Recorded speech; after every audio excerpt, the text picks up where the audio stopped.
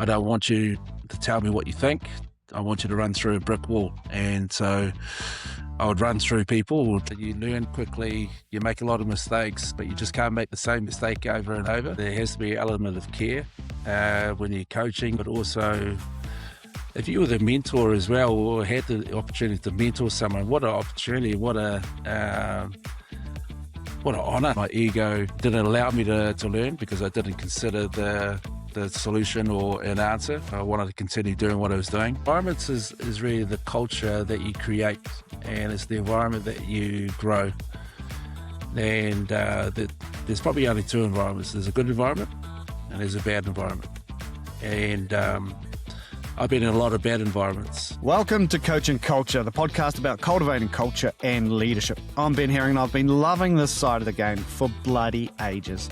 Today's guest is Filo Tiatia. Filo was an iconic player, a blockbusting loose forward, and he played for the Hurricanes and the All Blacks in New Zealand before having a stellar career in both Japan and with the Ospreys in Wales. 99 games for the club. Filo had a cult-like following every place he played. Fans loved, and I quote, his all-action style and appetite for work. He has now been coaching professionally for 20 years, having coached Toyota, Auckland, Ospreys, the Sunwolves, and the Japan national team, and nowadays is the head coach of the Dragons in Wales.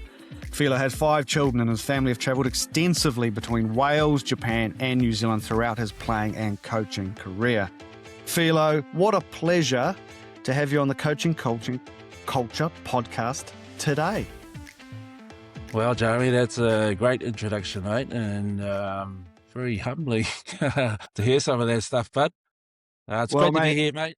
Yeah, mate, it is great to have you here, mate. We've had a shared coaching experience over the years, and it's a pleasure to reconnect and chew the fat on coaching on this platform. It's absolutely awesome, mate. First question that we always roll, mate, is how do you define culture? Yeah, that's a good question, Jeremy. Probably for simplicity for me, environments like the environment that you create really one embodies safety, embodies how you do things here in your environment. So what I mean by that is if I use my environment I'm in here with Sally and say the children are here, the environment would be very clear around what you can and what you can't do. Actually, let me reframe it. If you were to go to my parents, very clear on one, identity, but two, clear on what you can do. So you can take your shoes off when you walk into my parents' home. You can say hello, but there are certain ways how you do that. So similar to Japan and Samoa, they have some things there that are very similar how you greet. So it's been very polite. You're lower in your stature, so you would sit down and have a conversation. The other part would be if you're in my home, you have to ask if you are hungry. And if you can go in my fridge, you can have anything you want if you ask. So there's certain things you can do, but I think it's simplicity is just around what you do in your environment and what it looks like is really important. What it sounds like and what it feels like. Yeah, hopefully that sort of simplifies. Yeah, from day to day. Yeah, sorry, mate. You going to ask a question? No, you go, mate. I'm still chuckling at your reference for at your house. You ask for food. That's a big one. You can go in my fridge as long as you ask. Yeah, 100%, mate. And I think the standard's the standard, but everyone's environment will be slightly different. So if I go to your house, Jamie, I would not assume that I can just go and help myself.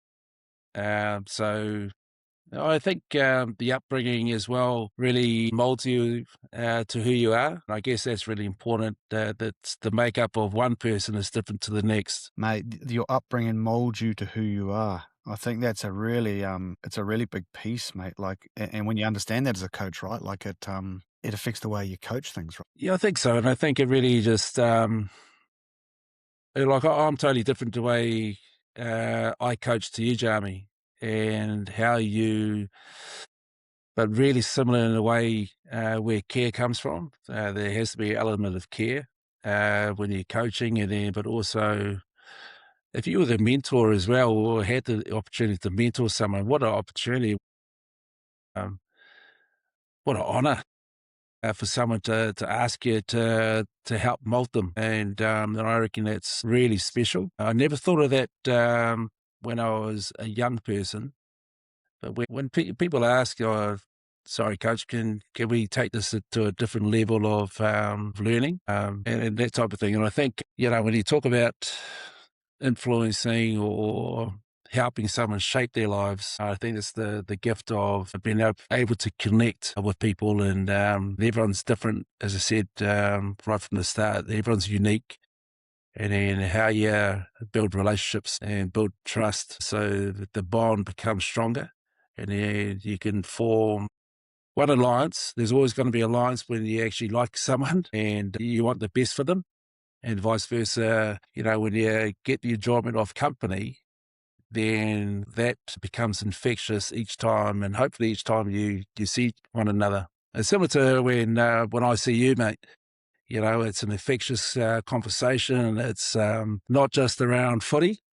It's around our families and how the children going. So it's real an opportunity just to kick off where we last caught up and talked about piha and your beach and just how the family are growing and really flourishing.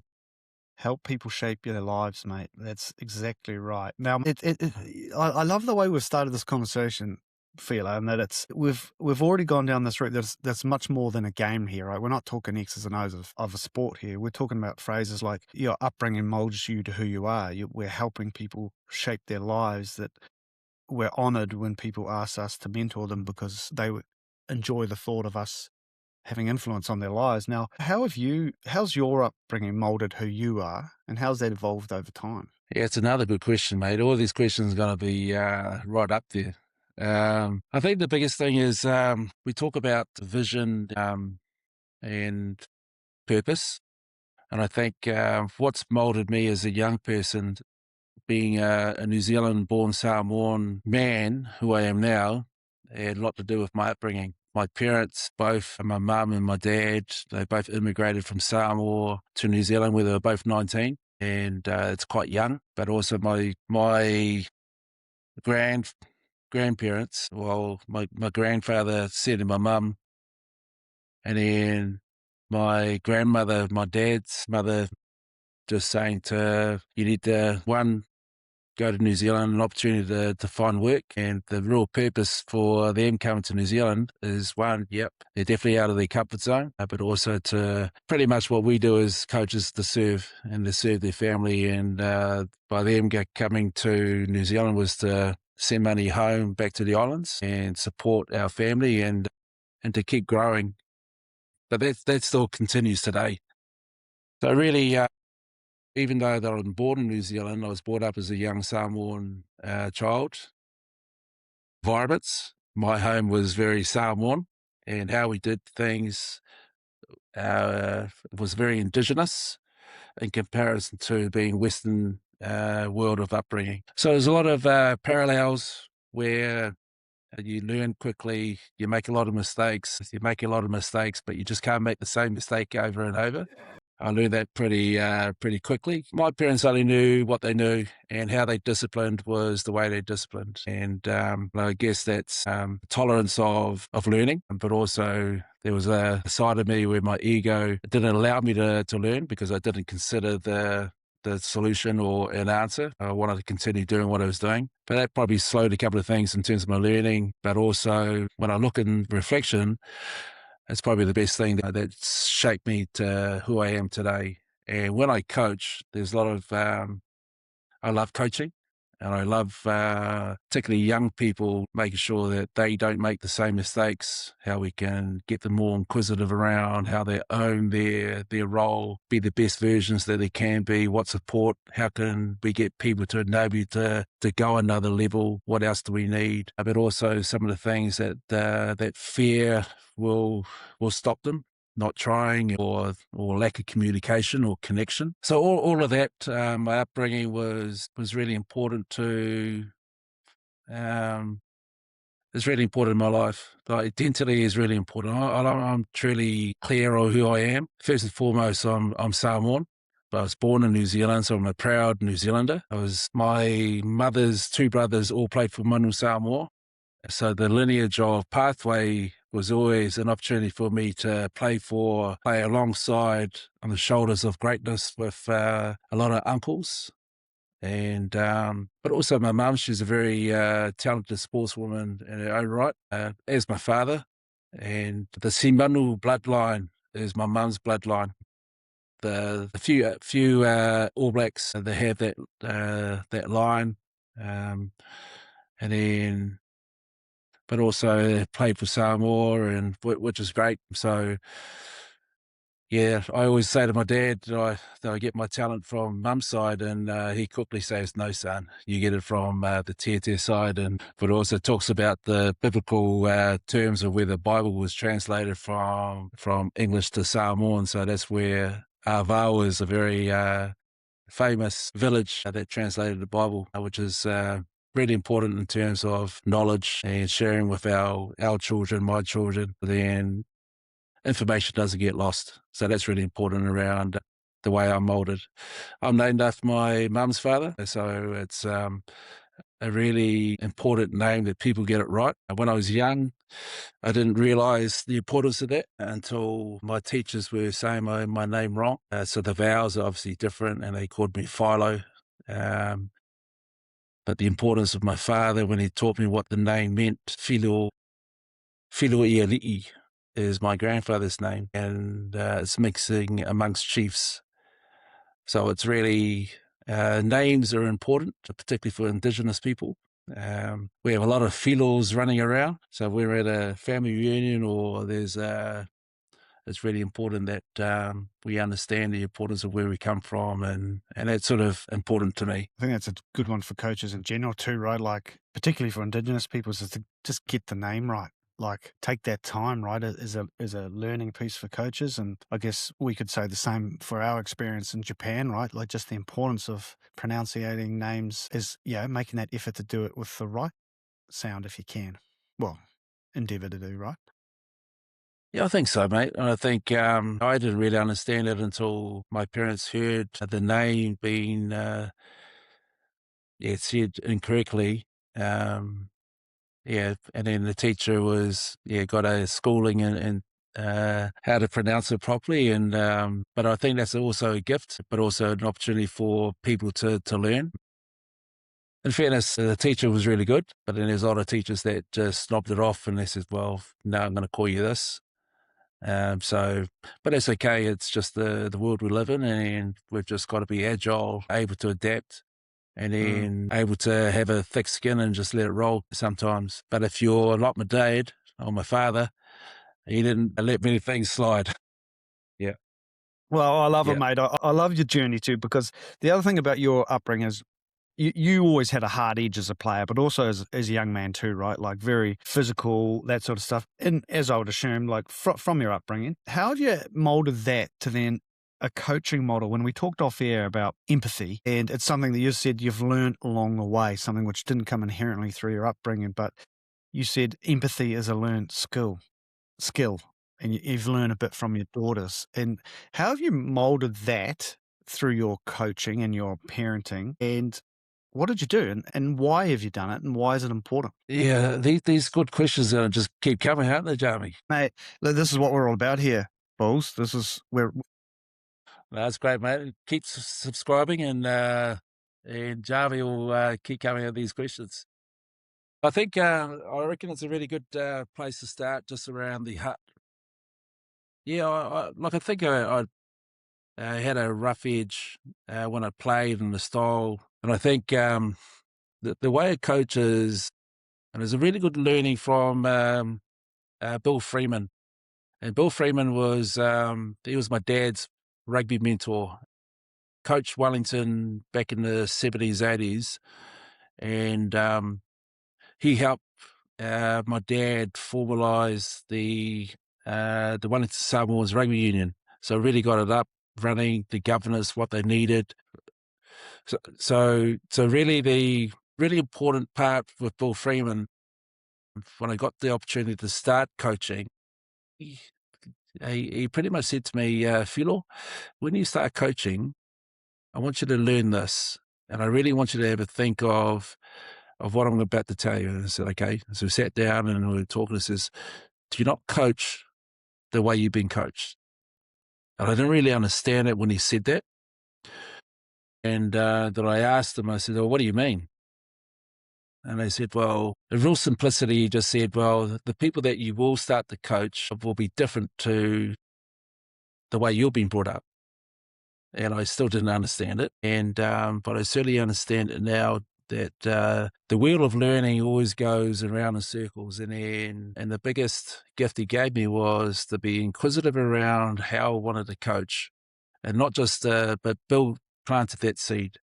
And then had really good coaches. Scott Johnson at the Ospreys was a great coach mentor. He was another one that was around how do you connect with people? Because as you know, like coaching is people's business. It's about people and how do you get the best out of them. And so rough edge, that was the way I was coached, was rough, be told, this democracy, I don't want you to tell me what you think. I want you to run through a brick wall. And so I would run through people, or try and run through them and not use the skill sets that I did have. So I think the way I coach, I still have edge, because you need to have edge. And, but I coach with a lot of care and more understanding, where the gift that I talked about before around my girls, learning around empathy.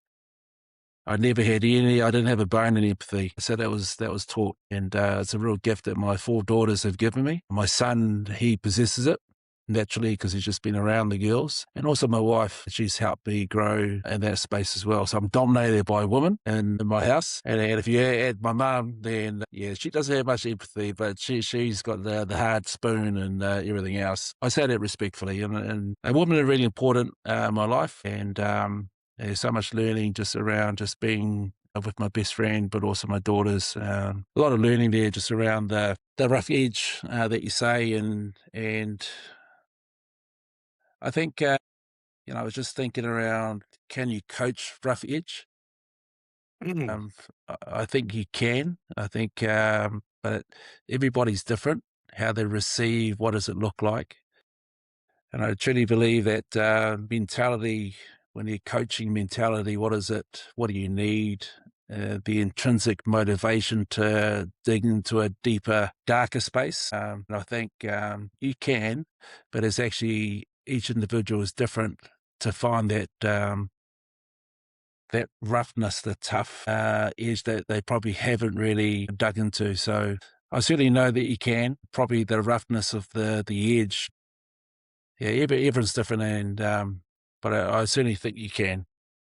Yeah, isn't it fascinating? Like in a different era, you would have to have almost put in the softer side of things, right? Like you have to sort of add that bit to your game. Whereas in probably modern coaching, you almost have to draw out the dark side, just the way modern society's gone, and that's probably for the best. But drawing that aggression, that edge out of players for this particular game is a new skill set of a coach. Like for you growing up, that wasn't something you needed drawing out in, right? That was you, that was life. And you had to almost work on this other side of stuff for the post-rugby playing life.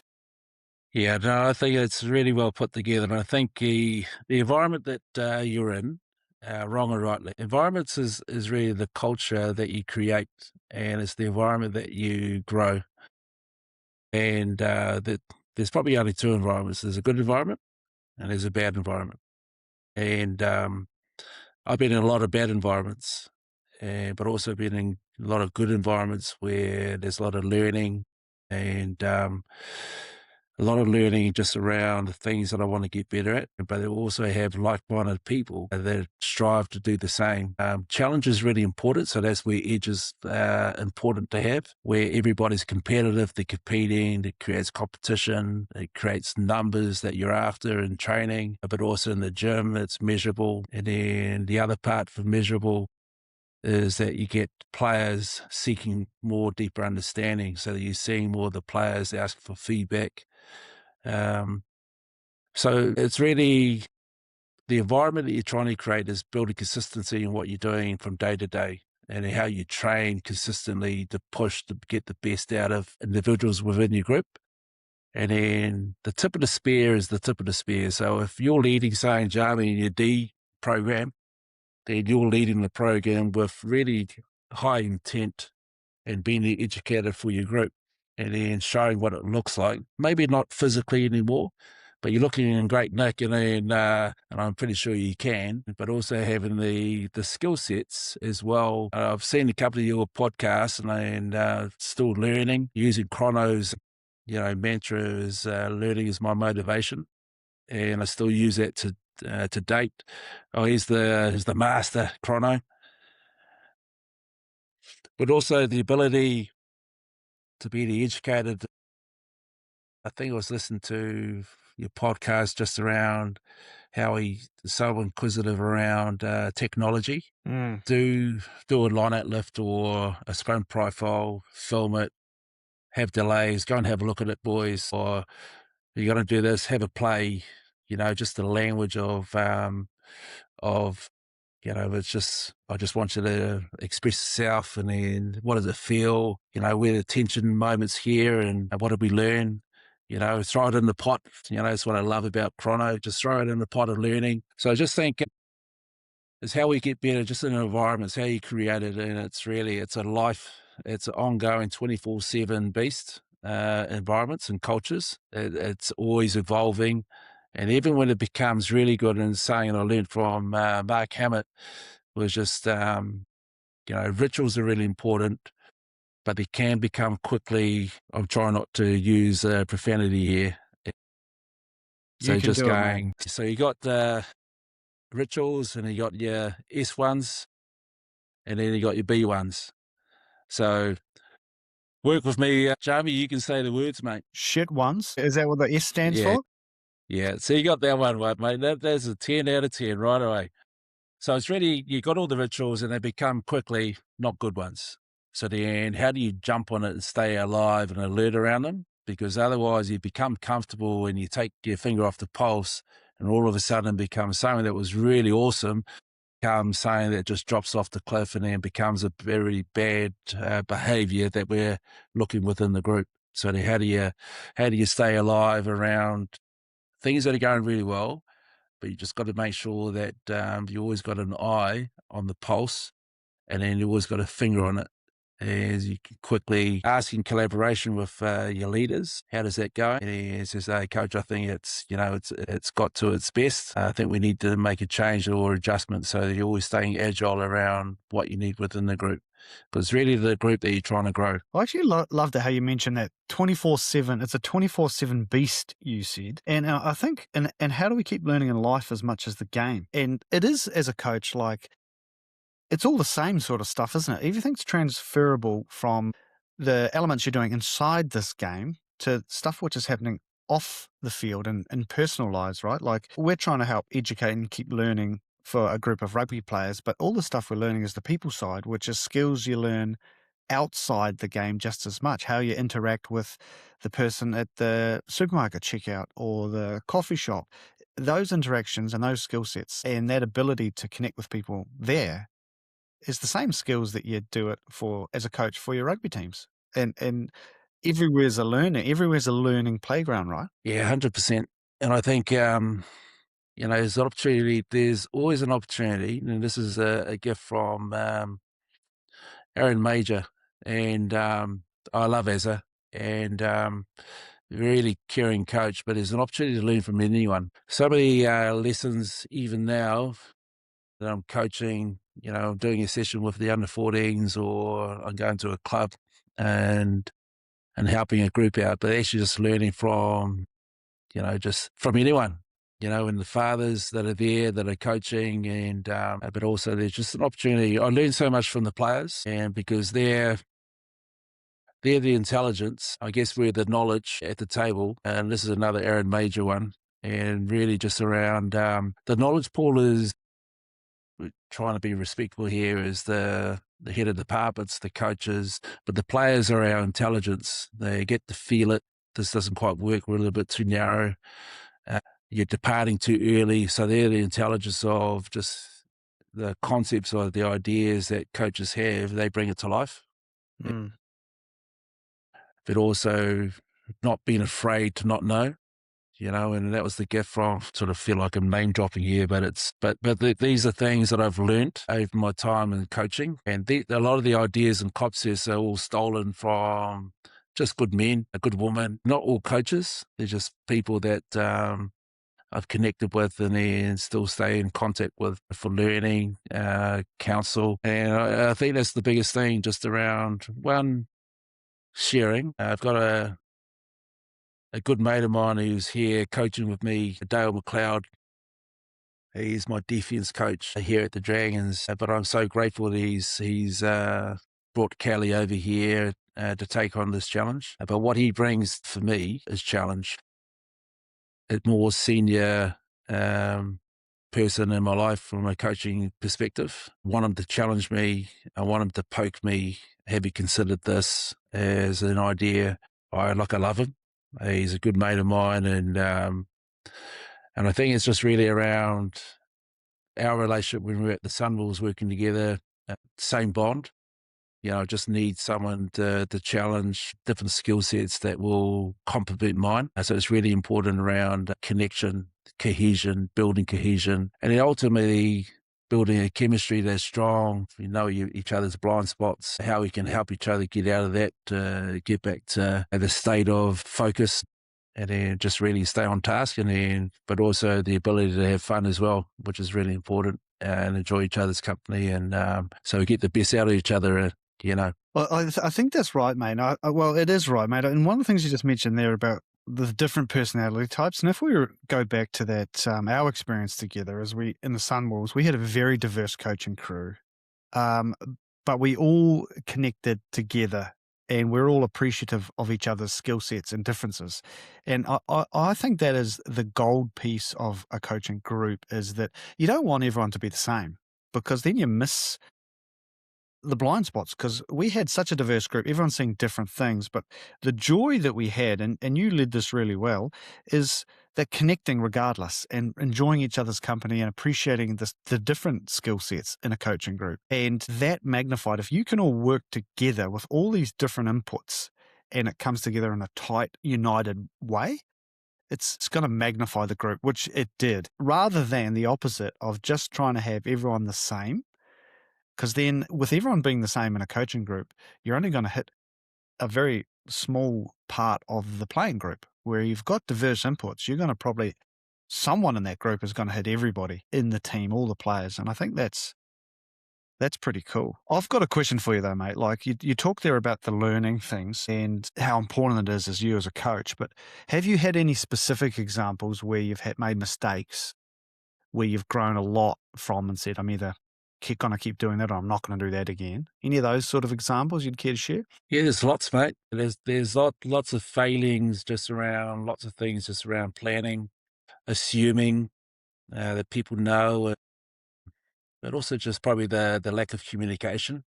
It's still an ongoing process of making sure that my staff are really clear on what we're trying to achieve from week to week.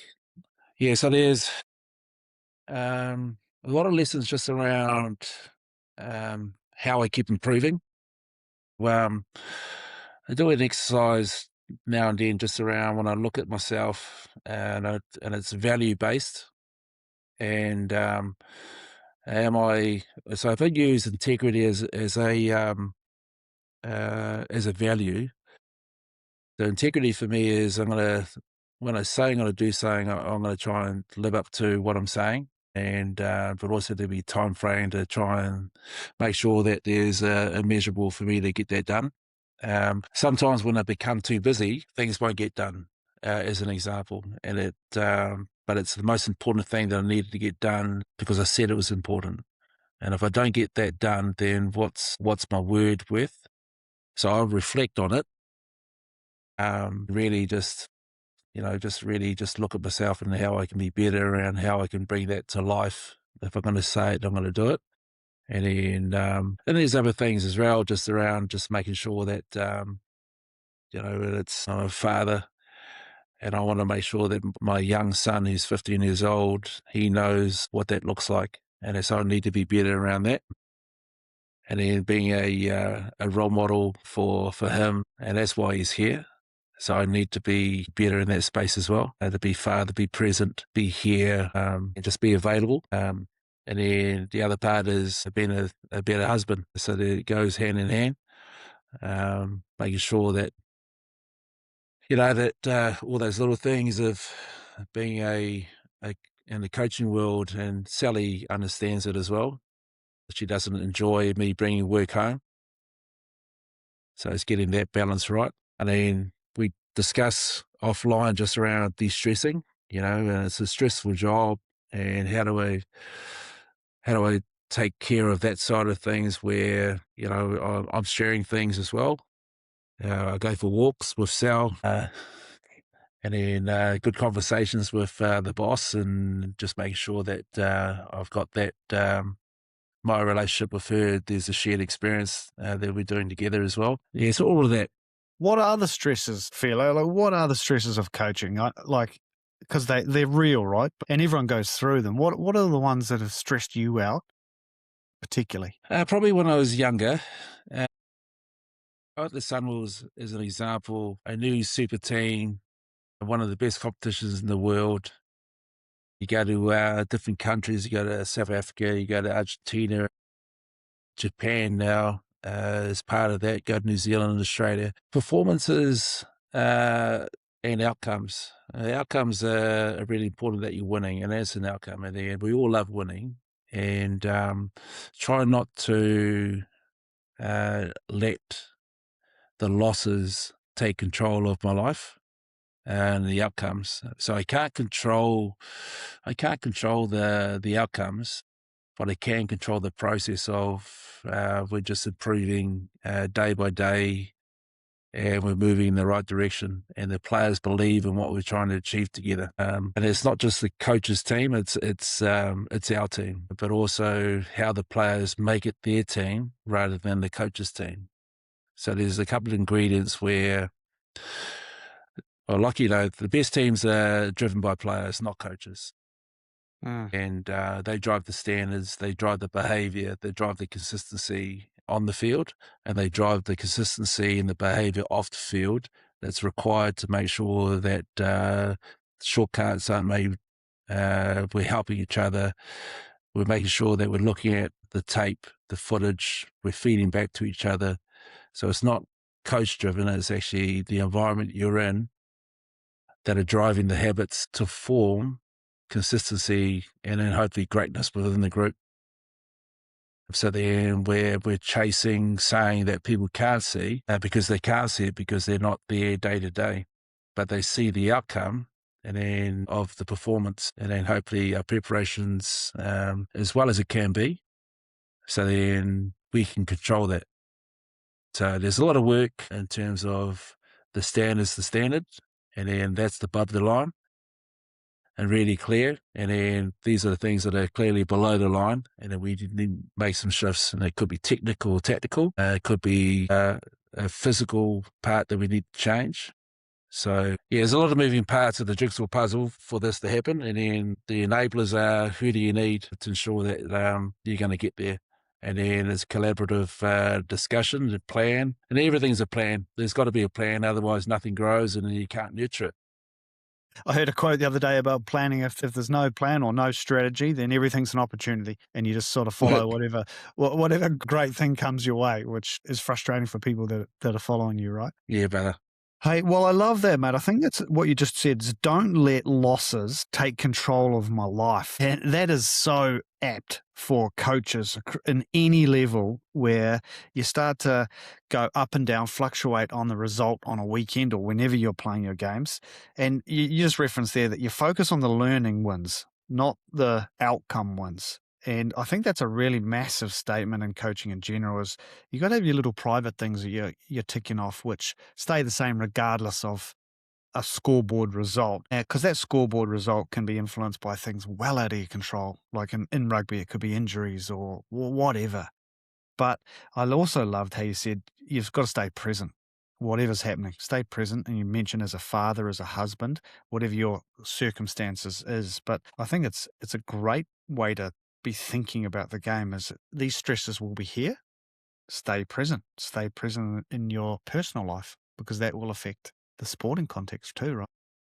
No, I agree, Jamie. I think it's a lesson as well with Sally. She'll be on my case if I'm not present. And I think, don't get me wrong, I make the same mistakes over and over, and I try not to. But when the role of coaching, it's a busy job, and I always say to our players, this is the hardest job in the world, and it's the best job in the world. Don't get me wrong, because you get to do things that a lot of people don't get the opportunity to really try and to achieve as an athlete, and then how you become awesome at your craft. And it's not easy to slam yourself in the gym, and how you physically change, you see growth, so it builds confidence. And the other parts, when you're doing your collision work or your detail around the technical part of the game, there's you've got to be fit, and you've got to be ready. And if you can build your physical capacity, it builds your mental capacity, and you can just keep growing. And I think that's the luxury of life, really. Like the old school, I say old school is my parents and that generation, has such a good learning listening to them when they talk about fitness and the rawness and the old days, how things used to be done. And I think it's a great learning for our group, our young people, to consider, because the way they've been brought up now is totally different to the way that their grandparents or their great-parents were brought up. But there's such a richness in learning of what it used to be like. Could there be consideration of going back down that road and training that way? Possibly. But I think, just the simplicity of the game is go forward. It's the principle, both sides of the ball, go forward, and try and score tries. If you can do it as that simple and with principles, then I think the players will catch on it pretty quickly. Mate, you just said physical capacity builds mental capacity. And I think that's amazing. Like it's something that's often missed in coaching, is that your own physical health and well-being and strength and all that stuff as a coach, whilst it doesn't seem important, it's actually setting a hugely good example for the group, right? Like if you can be 55 years old and being sensational, Nick, as a coach, you are role modeling, not just for the players who are playing now, but also what a 55-year-old person looks like in good shape, right? So you're creating standards which will surpass just this moment in time where we're playing this sport. You're leading by example of how to be a great person, looking after yourself, staying physically and mentally capable at 55. And I think that's special, man. I think sometimes in coaching, particularly in older school thought processes, there's a lot of coaches that don't do much. I know we've seen it, but that's the old way of coaching, where you just have a few beers and drink a few pies and stand on the sideline and bark orders. That's very much gone in the modern coaching. Modern coaching, I reckon, is we're a little bit more aware of some of these physical capacity things, where we can do a way better job leading our teams if we're physically able to be the example. For us, in general, it's going to lead to better health for us anyway later in life and keep you coaching longer. Yeah, no, 100%. I mean, I think, if you're not well, life's going to be a little bit shorter until you make some changes. And it's really important. And then, I'm not a grandfather yet, but I'd like to be at some stage. Not now, girls, but there's a lot of time for that. But I just think, I'm not 55 yet, but I will be shortly in June. But I just think, I've just the rounded up. I've excitement actually of, rounded up, Filo, just so everyone knows. I appreciate it, mate. But I just think things to look forward to are really important, and to aspire to, and aspiration really important for everyone.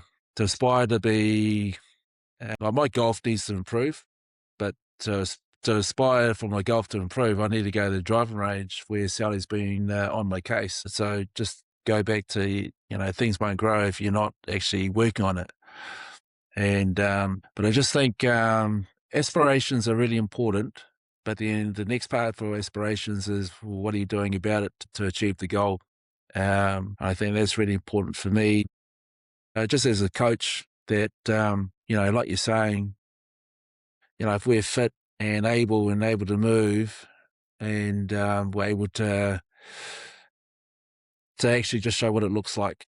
And then probably can't be as agile on the field anymore as such, but be able to be present and able to have those type of conversations. Well, I think it's also like when you're in as good a physical nick as you can be, it actually creates a bit of an energy around you, right? Like when you're fit and healthy, you have a different aura. Your vibration levels are different, right? They just are. You can feel when someone's in good health and all that stuff. And there's this cool concept called the heliotropic effect, Bulls, which is this kind of concept that sunflowers naturally follow the sun as it passes over the sky from east to west, and they turn their flower heads, they follow the energy source.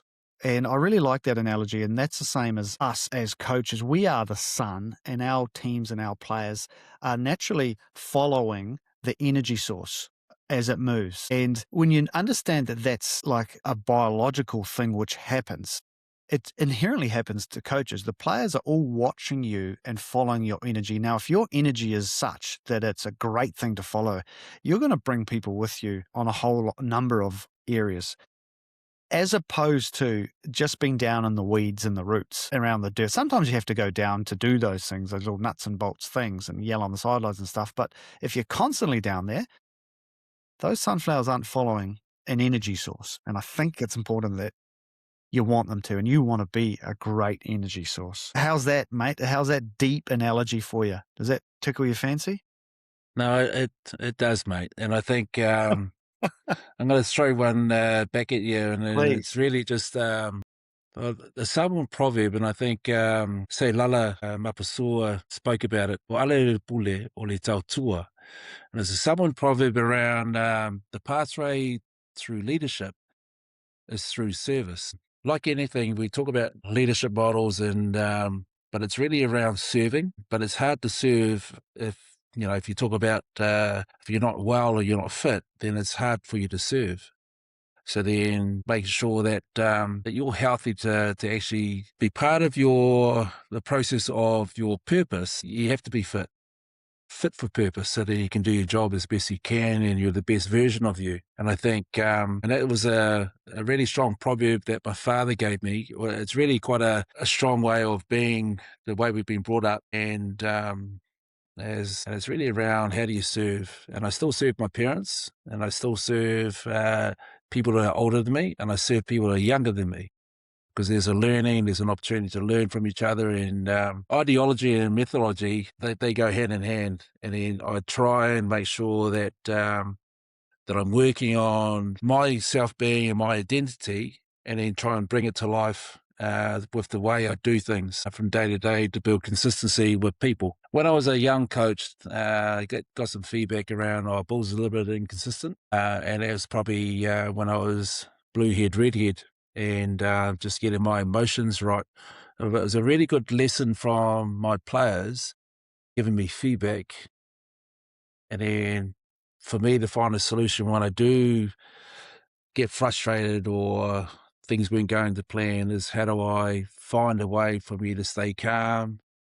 How do I find a solution? How can I calibrate and have a good conversation where it's quite honest and where I don't go off the Richter scale, and which I know I have done in the past as a young coach, but I've learnt from those experiences as well, and really grateful for feedback.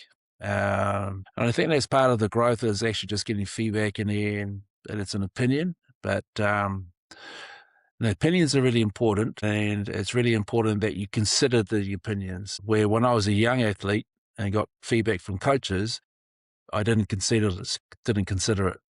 So then I wasn't growing in those areas that I was getting feedback. So there's no coincidence why I wasn't getting picked. So then I had to make a choice, which we all do in life. You have to make a choice, and then and consider people's opinions, and then try and action it if you believe that's the way to move forward. So there's no real differences in life.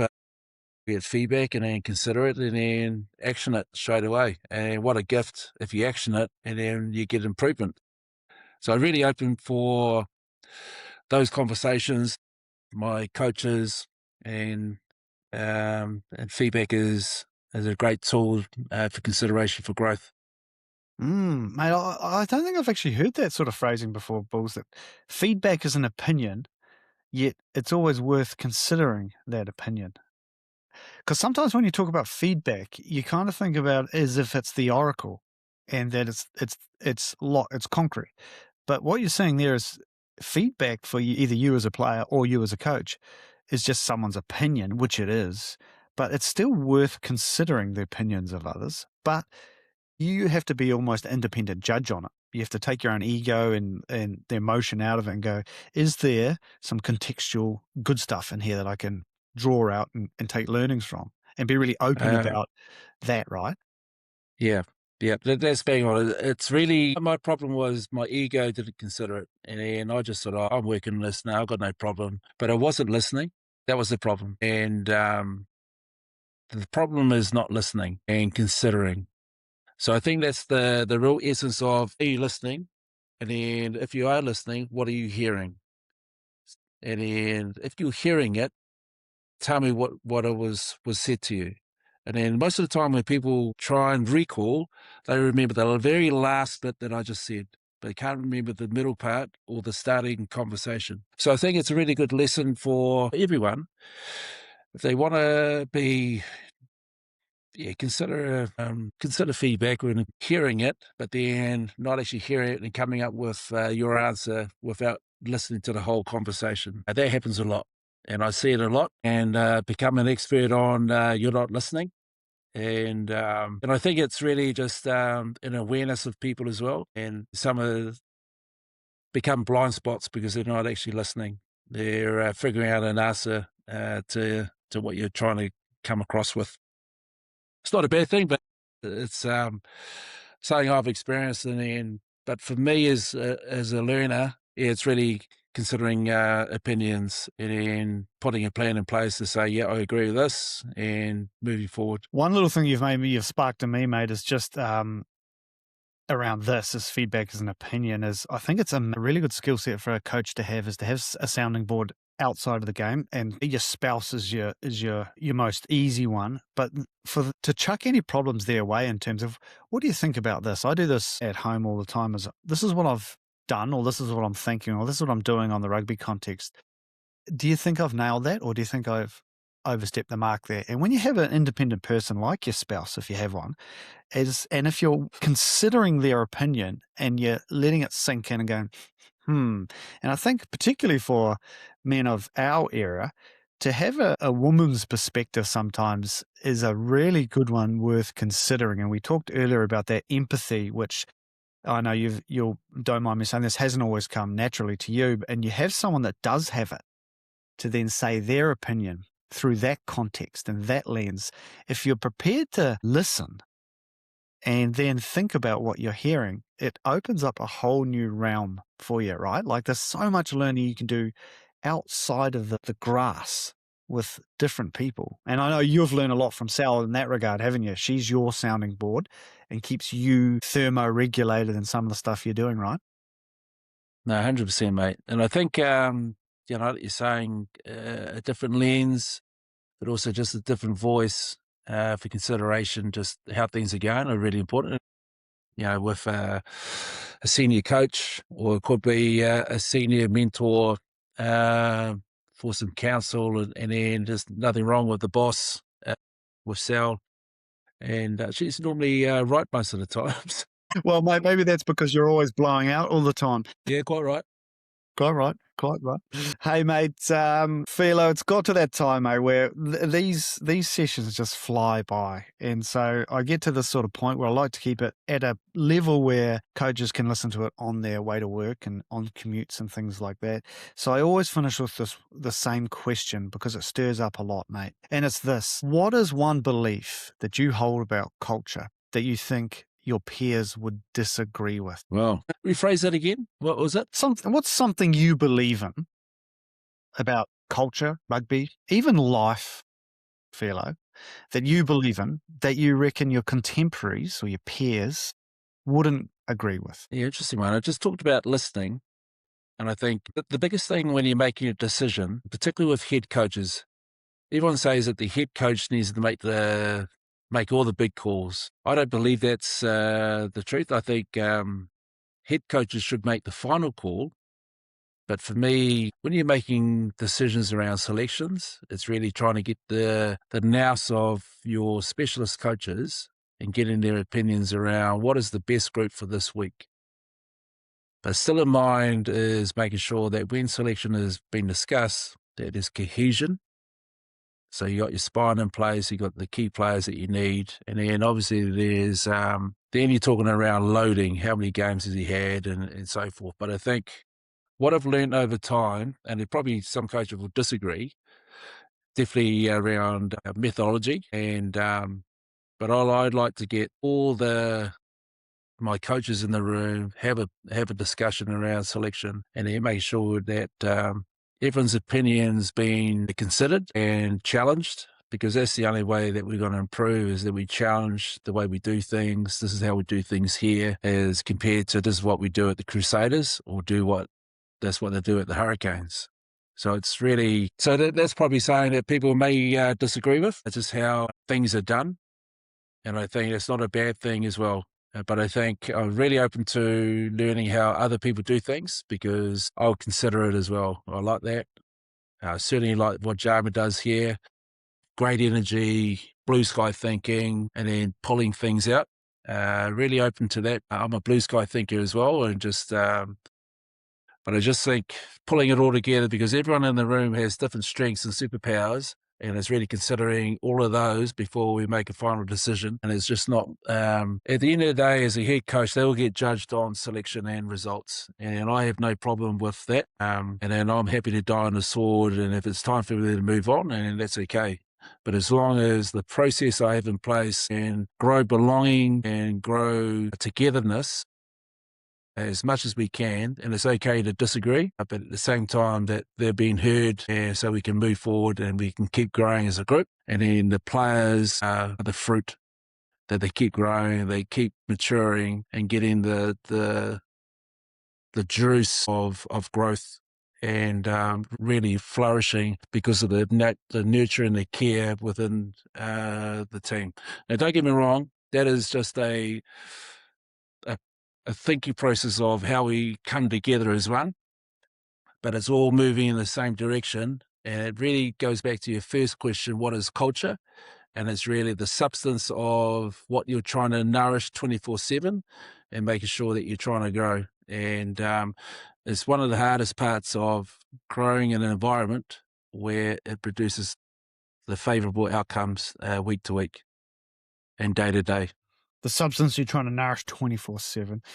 Filo, I actually love that, mate, that head coaches don't make all the calls, but they do make the final calls. I think that was how you opened up, and I think that's a really enlightening piece for coaches. I reckon a lot wouldn't have thought of it like that, and there's a different perception there.